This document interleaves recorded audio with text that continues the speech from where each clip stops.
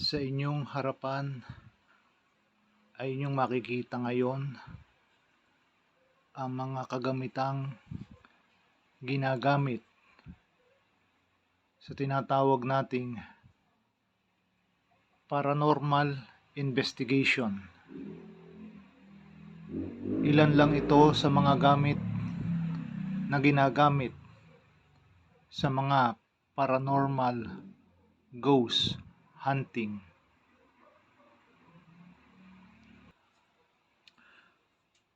Magandang umaga ho sa lahat. Bago ko ipagpatuloy ang aking vlog video na ito, I would like to thank those 75 subscriber to my YouTube channel na nakasuporta sa ating ginagawa at nagtitiwala sa ating maliit na kaparaanan dito sa ating isinasagawang vlog.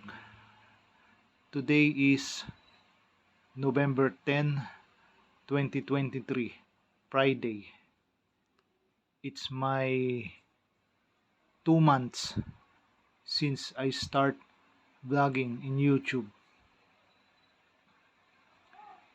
dealing with martial arts, defense and offense, and of course those involving in spiritual knowledge or spiritual defense or paranormal hunting, like what you are seeing right now. Marami po uling salamat sa patuloy na pagtangkilik sa aking channel. Hopefully, we grew into big subscriber so that I can post more videos in the near future. Anyway, bumalik na po tayo sa topic natin ngayong araw na to, which is all about paranormal or ghost hunting investigation. What you're seeing right now is the one used by paranormal investigators, like what you are seeing in YouTube, in TikTok, or in Facebook Reels.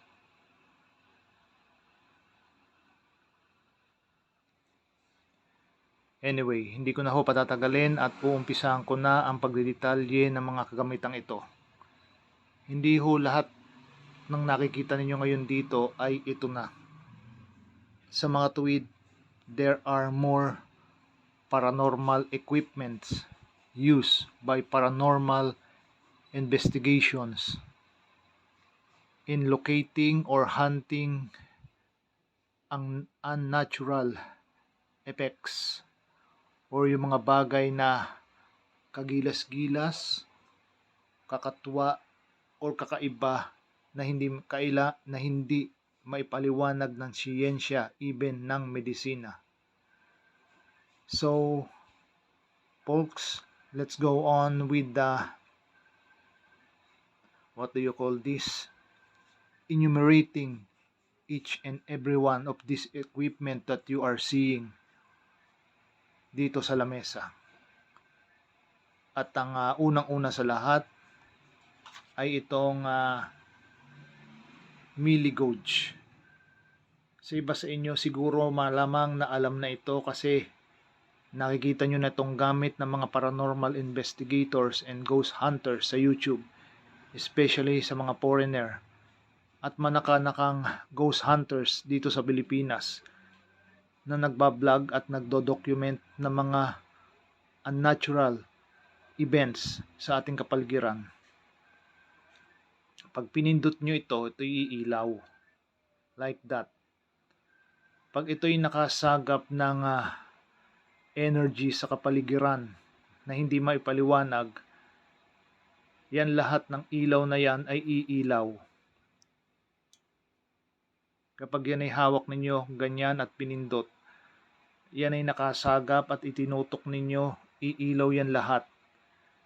Depende sa lakas ng enerhiyang kanyang masasagap, ang ikaiilaw niya hanggang level 5. Pag yan ay umilaw na hanggang level 5, it means malakas ang nasasagap na espiritu sa kapaligiran. Ganyan ho ang pagsagap diyan.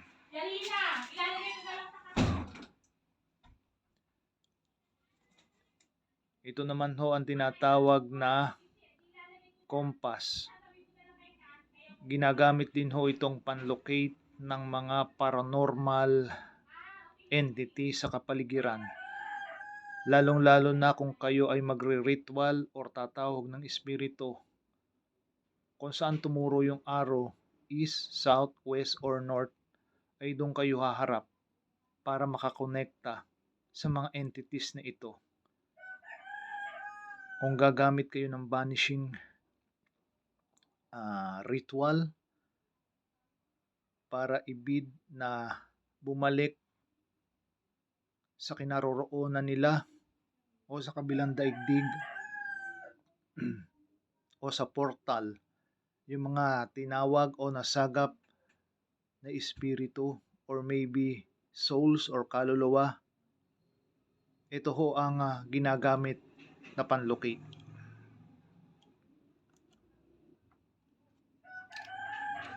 Ito naman ho nga tansong ito na akala ninyo'y ballpen, pero hindi ho yan ballpen ha. Mukha lang. Ang tawag ho dito ay dowsing rod. Ito ho ay pantawag din ng mga espiritu.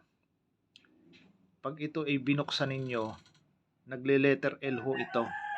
At hinahawakan ho ito ng paganyan. Yan. Hindi ho yung hawak na hawak. Para makita ninyong gagalaw itong antena nito pag nakahugot. At kung saan man ho ang ituro nitong antenang ito, nandun yung espiritu, elemento o kaluluwa na inyong hinahanap sa isang particular places like cementerio or haunted house or haunted forest, haunted highway, etc. etc. Ito ay binubuksan ng ganire.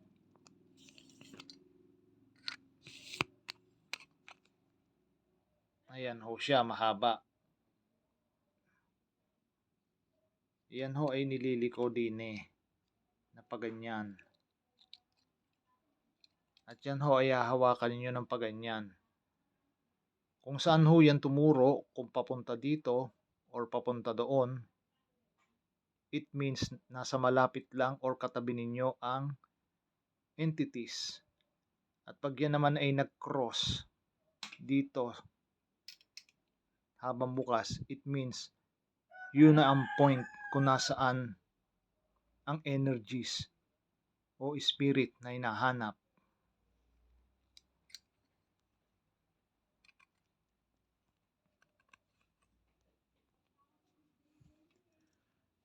Ito naman ho, ang tawag dito ay ghost ball.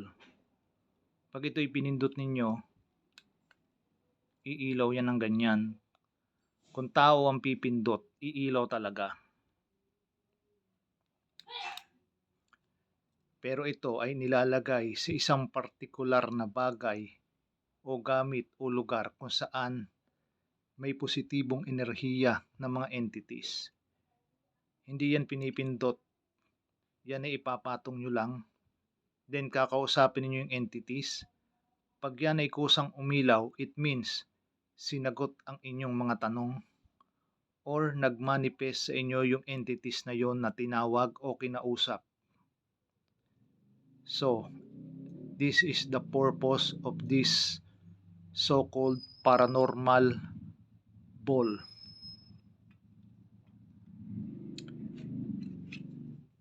Ito naman ho ang tinatawag na thermoscan. Pag pinindot nyo yan, may magre-register dyan na Fahrenheit at centigrade.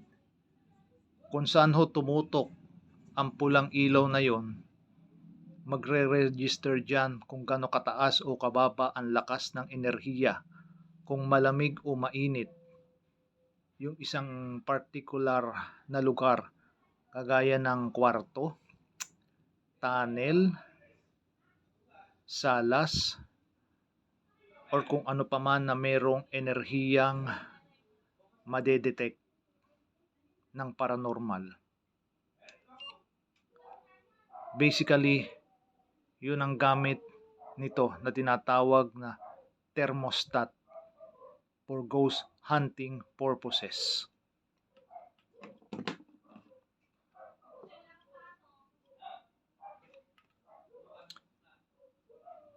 Ito naman ho ay tinatawag na holy water. Ginagamit ho ito ng mga paranormal para i-banish yung mga negative spirit or demon o laman lupa na matatawag or papasok na hindi tinatawag.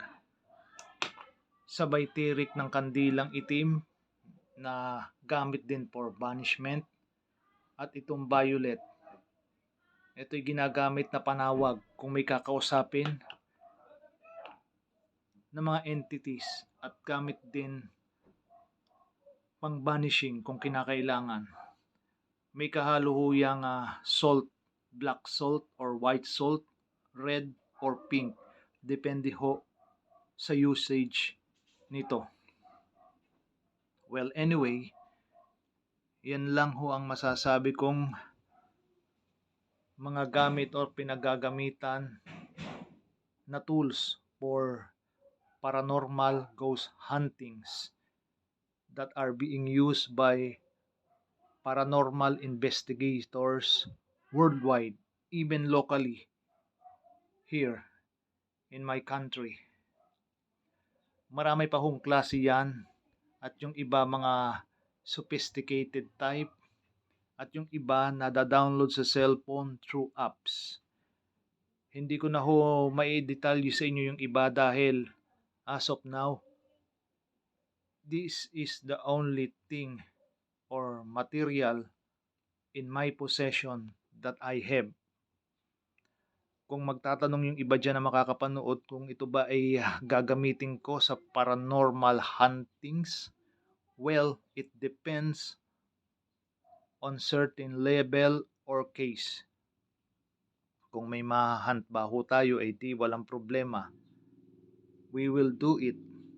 Pero hindi naman ho din tayo gagaya sa mga paranormal hunters out there na nagbablog, be it locally or foreign, kasi napakarami na ho nila.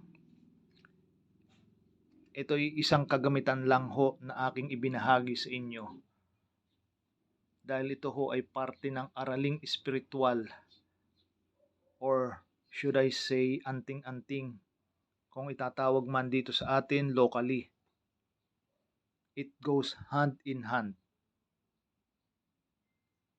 So nakapag-feature na rin din lang naman ako ng mga gamit sa depensa at opensa dito sa akin channel.